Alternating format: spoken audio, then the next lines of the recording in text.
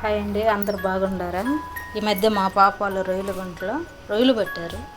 రొయ్యలు పట్టినందువల్ల వాళ్ళ నాన్నని పిలిపించి రొయ్యలు ఇచ్చి పంపించారు. ఒక 2 3 కేజీలు బాగా మా వరకేను బాగా పెద్ద సైజు రొయ్యలు అండి. మనం పప్పు ఒలిచినా కూడా చూడండి ఎలాగో ఇంత పెద్దదిగా ఉన్నాయో. వాటిని అన్నిటిని ఒలిచి కొంచెం కొంచెంగా రోజు ఒక్కొక్క వెరైటీతో చేసుకుంటా ఉన్నాము.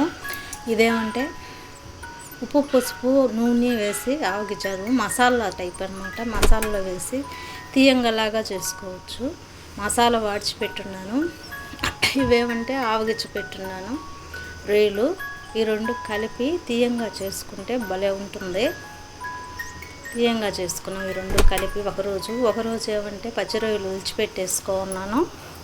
ఒలిచిపెడితే ఇలా వేడి నీళ్ళలో కొంచెం ఇవి ఉడికించి ఒలిచిపెట్టుకుంటే అలా వస్తాయి. మా అబ్బాయి ఉండి బెండకాయలతో చెయ్యి పులుసు బాగుంటుంది అని చెప్పాడు, తీయంగా కాకుండా. అందుకని బెండకాయ మునక్కాయ సైజులో కోసి టమాటాలు ఎర్రగడ్డలు కరివేపాకు అవన్నీ తరిగి పెట్టుకొని చింతపండు ఇంత మాత్రం నానబెట్టుకొని ముందు పులుసు చేసేసుకున్నాను. ఆ పులుసు కూడా ఎక్కువసేపు ఉడకనీయకుండా బెండకాయలు ఏ మాత్రం పొడుగుగా ఉండాలి. మరి చిన్నవైతే తినేదానికి బాగుండదు పులుసుకి. రొయ్యల పులుసుకి పచ్చి రొయ్యల పులుసు ఇదే ఫస్ట్ టైం నేను చేయడము. బాగా వచ్చింది. ఎర్రగడ్డలు రెండు ఎర్రగడ్డలు వేసుకున్నాను. ఒక 100 గ్రాముల చింతపండు వేసుకున్నాను. ఒక అరకిలో ఉంటాయి రొయ్యలు, 1/2 కేజీ పైన ఉంటాయి రొయ్యలు. పప్పులు ఒలిస్తే ఈ మాత్రం వచ్చాయి. ఫస్ట్ రోజు తీయంగా, తర్వాత రోజు పులుసు ఇలా బెండకాయలు టమాటా ఎర్రగడ్డ అవి వాష్ చేసుకొని చింతపండు పులుసు పోసుకొని గుబగుబా అని ఒక తెల్లనిచ్చినాను. తర్వాత ఏమంటే పక్కనే రొయ్యలు ఉప్పు పసుపు నూనె వేసి నీరు లేకుండా బాగా ఆవగించుకోవాలి. ఆవగించుకున్నవి దాంట్లో వేసి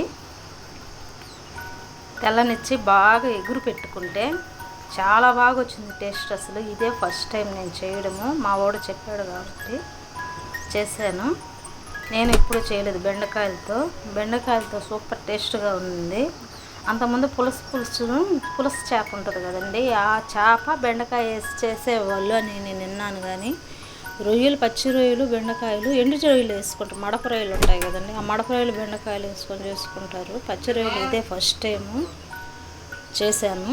బాగా వచ్చింది, సూపర్గా ఉంది,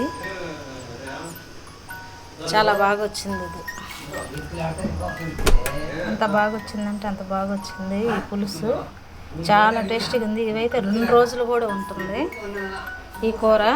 అప్పటికప్పుడే అయిపోదు. తీయంగా అన్న అయితే అయిపోద్ది కానీ పులుసు చెడిపోదు. తెల్లవారు కూడా బాగుండింది. తెల్లవారు కూడా ఉండింది మాకు. చాలా టేస్ట్ ఉండింది. బెండకాయలు వేసి రొయ్యల పులుసుతో సూపర్గా ఉండింది. ఫస్ట్ టైం చేశాను నేను. అంత బాగుండింది. దాంట్లోకి ఆ బెండకాయ కూడా మరీ మెత్తగా కూడా ఉడికిపోలేదు. చాలా టేస్ట్గా, మీరు ట్రై చేసి చూడండి.